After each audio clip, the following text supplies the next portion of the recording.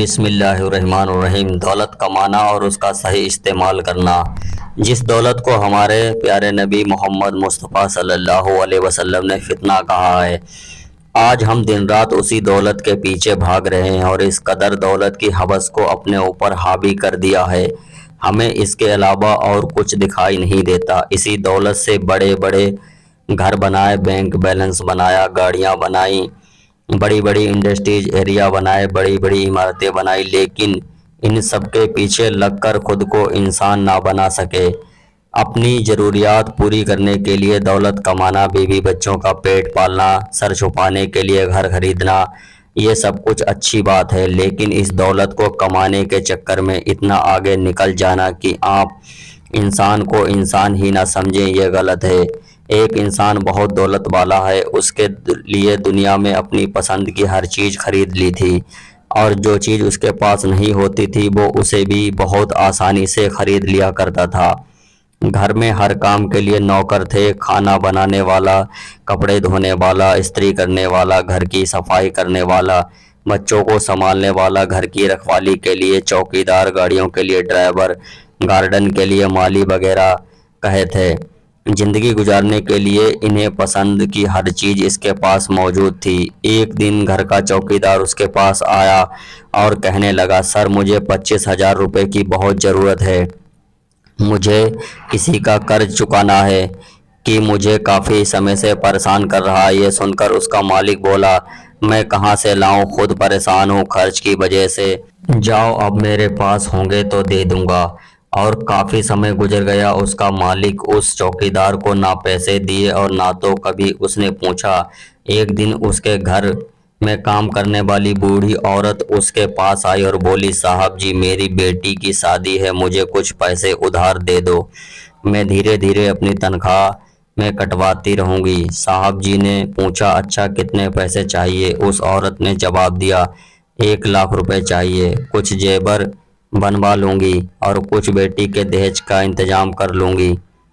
صاحب نے غصے میں کہا، سے دوں پیسے، جاؤ اپنا کام کرو، اور میں دیکھ کر آج کل تمہارا کام میں بالکل دھیان نہیں لگ رہا ہے۔ یہ سن کر بوڑھی عورت آنکھوں میں آنسو لیے وہاں سے چل پڑی۔ ایک مالیدار شخص کا پڑوسی اپنے مالی حالات کی وجہ سے بہت پریشان رہتا تھا، نوکری سے ہاتھ دھو بیٹھا، فیس نہ دینے کی وجہ سے بچوں کو اسکول سے نکال دیا گیا، ماں باپ بوڑھے اور بیمار تھے، اس کی دوائیاں لانا بھی اس شخص کے لیے مشکل ہو گئی تھی۔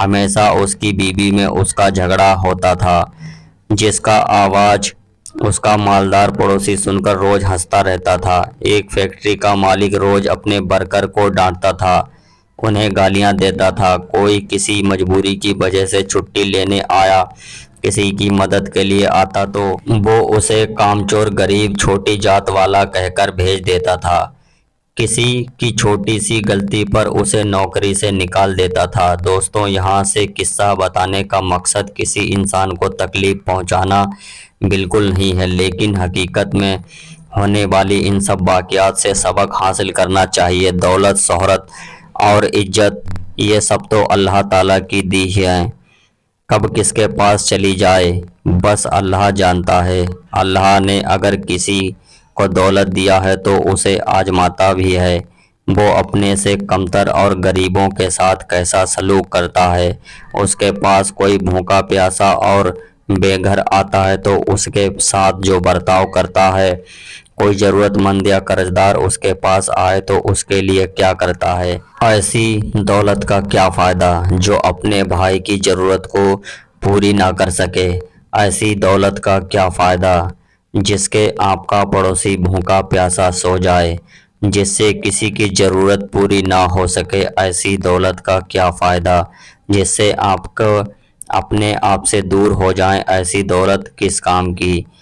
اس کے پڑوسی کے پاس کھانے کے لیے یا دوائیوں کے لیے بھی پیسے نہ ہو، ایسی دولت کا کیا فائدہ؟ ایسا کیا انسان جو انسانیت بھی بھلا دے؟ دولت کے نشے میں اتنے اندھے مت بنو کہ قیامت کے دن یہی دولت تمہارے لیے پریشانی بن جائے۔ افسوس اور ڈر کے ساتھ کہنا پڑتا ہے کہ لوگوں نے پیسے کو اپنا ایمان بنا لیا ہے، ہر وقت پیسہ پیسہ ہے، پیسے کا روب جھاڑتے رہتے ہیں، پیسے کی وجہ سے یہ گھمنڈ کرتے ہیں اور जगह जगह पैसे होने का दिखावा करते हैं। याद रखिए कि मौत के वक्त इन्हीं पैसों के लिए तुम्हारा कब्र खुदवा कर हमें दफन कर दिया जाएगा और हम अपने साथ कुछ भी नहीं ले जाएंगे। कुरान पाक में अल्लाह ताला फरमाता है, माल ही ज़्यादा चाहत ने तुम्हें गुमराह कर दिया है, यहाँ तक कि तुम कब्रिस्तान जा पहुँचे। कुछ चीज़ों की मोहब्बत लोगों के लिए तय हो चुकी है, जैसे औरत और बेटे और सोने और चांदी के जमा किए हुए खजाने और शानदार घोड़ों और चौपाई और खेती। ये दुनिया की ज़िंदगी का सामान है और लौटने का अच्छा ठिकाना तो अल्लाह ताला ही के पास है। आप कह दीजिए, क्या मैं तुम्हें इससे बहुत ही बेहतर चीज़ बताऊंगा? नेक लोगों के लिए उनके अल्लाह ताला के पास जन्नत है, जिसमें ठंडे और मीठे पानी की नहरें हैं, जिसमें वो हमेशा रहेंगे।